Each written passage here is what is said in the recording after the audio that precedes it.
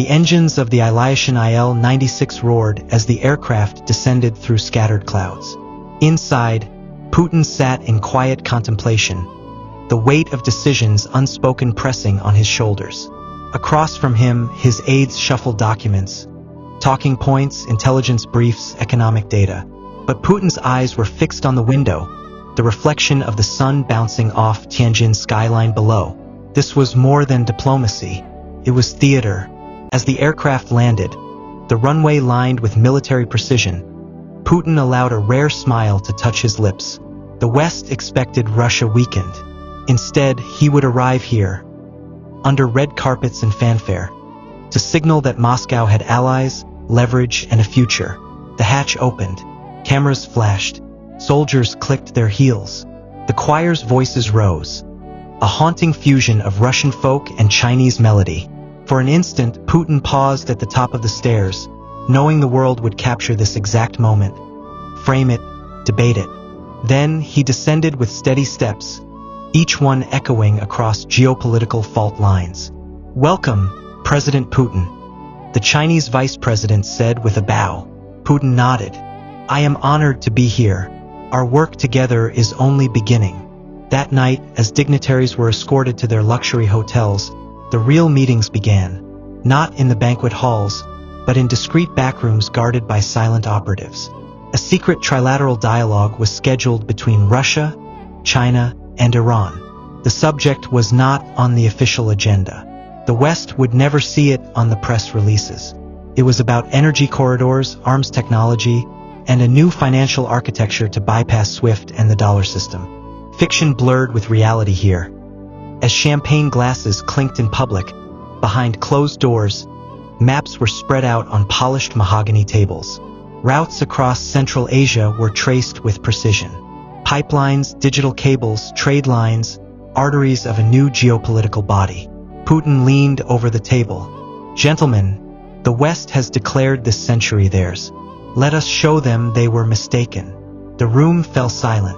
Outside, Tianjin's skyscrapers glittered against the night, while in the shadows, intelligence officers whispered into secure phones, reporting every movement. The next day, as the summit officially opened, Putin delivered a speech that electrified the hall. "Eurasia is no longer a crossroads for others' empires," he declared, his voice firm. "It is the center of its own destiny. The era of unipolar dominance is over. Together, we, the nations of the SCO, will shape the balance of tomorrow." Applause thundered. Some leaders nodded gravely. Others, like India's delegation, exchanged cautious glances, aware of the risks. But the message was undeniable. This was not a summit of the past. It was a rehearsal for the future. In Washington, in Brussels, in London, the speech was replayed with urgent commentary. Words like alliance, bloc, and counterbalance flashed across Western media. For ordinary citizens, it was another headline in the endless churn of global politics. For diplomats, it was a warning. And for Putin, it was a stage. A message written not only in words, but in red carpets, handshakes, and the steel of determination. The chapter of Putin's arrival in Tianjin was not an end, but a beginning. Behind the ceremonial warmth, fault lines deepened. Each leader at the SCO summit carried their own agenda. Each handshake concealed 1,000 calculations. The world was watching. The West was listening. And in Tianjin, a new script was being written. Putin touches down in Tianjin for SCO summit. A red carpet entry and a message to the West APT. The chandeliers in Tianjin's ancient governor's mansion cast a golden glow across the grand chamber. The official summit was scheduled for the following morning, but tonight was reserved for something far more consequential. 3 delegations moved quietly through separate entrances, their convoys arriving at different hours to avoid attention. Security was absolute. The streets outside cordoned off, snipers stationed on rooftops, signal jammers humming to silence any stray electronic ears. Inside, Russia, China, and Iran sat across one another at a polished wooden table scarred faintly with history. Putin leaned back, his gaze piercing. On his right, Foreign Minister Sergei Lavrov shuffled his notes. Across from them, China's Wang Yi, sharp-eyed, calculating, spoke first. "Gentlemen, the West believes sanctions will break us. Yet here we are, stronger, united, ready to build alternatives. This is our moment." The Iranian envoy, cloaked in his traditional robe, smiled faintly. "We've survived isolation for 40 years. If the West wants to play chess, let us remind them. Persians taught the world this game." Putin's lips curved into the faintest smirk. He tapped the map laid on the table. Red lines stretched across Central Asia, the Caspian Sea, and deep into the Middle East. Pipelines, fiber optics, and rail. "We will carve corridors that no blockade can touch. Energy for Asia, infrastructure for Africa, trade through the Silk Roads, without a single Western bank to stop us." The words hung heavy. Everyone in the room knew this wasn't rhetoric. It was the blueprint of a new world. Lavrov added with deliberate calm, "And we will create a financial spine for it. A digital currency for Eurasia, beyond the reach of Washington's Treasury Department." China's delegation nodded. Iran's envoy clasped his hands. And Putin, with measured gravity, said, "History is not written in treaties. It is written in power. Gentlemen, let us write it together." The pact that followed would never appear in summit communiques. No journalist would record it. But the ink that night was more permanent than any speech delivered under television lights.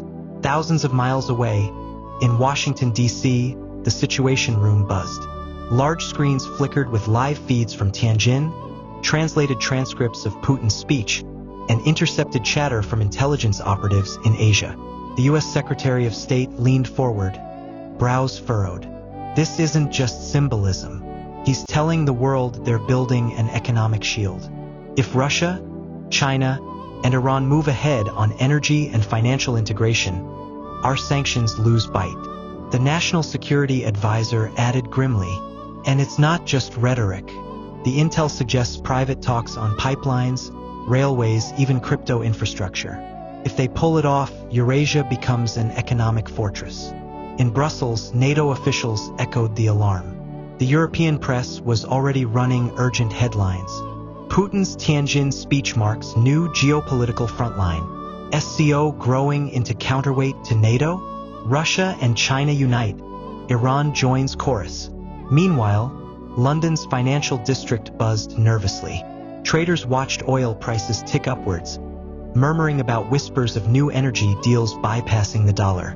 One analyst remarked on air, "If Moscow and Beijing lock in energy flows with Tehran as part of this SCO framework, then the dollar's dominance faces its first serious rival in decades."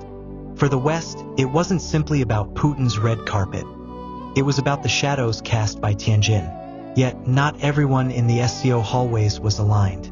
Inside the hotel where India's delegation stayed, the mood was conflicted.